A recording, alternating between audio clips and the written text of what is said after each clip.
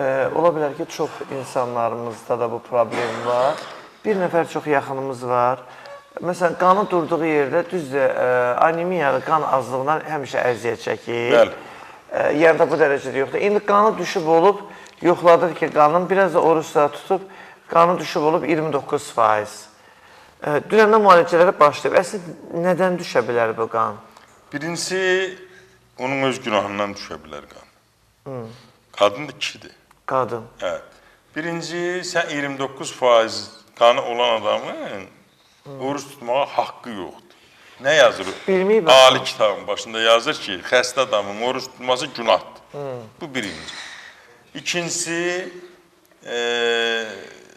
qadındır. Biz bilmirik. Bəzən qadınlarda görürsən ki, adi cavan qız uşağıdır ya gəlindir. Menstruat sikl güclü olur, aybaş güclü axır qan. Bu da onu kompensasiya eləmir, qan azlığına gətirib çıxara bilir. Və yaxud da ki, uşaqlarında bunun miyoma var, kista var. Yəni miyoma təsir edir. Hə, miyom qan axma verir, bu da ona çarə qılmır ki, hansı düzəldi, dayandı, elə də yarana bilər. Və yaxud meyvə tərəvəz yemir, qan artırıcı vasitələr, məsələn, dilinə bal dəymir. Yox, yeyir, yaxşı bal yeyən. Yox, indi bal yeyir, hərdən yeyir də, yəni gündəlik onun qan azlığına qarşı.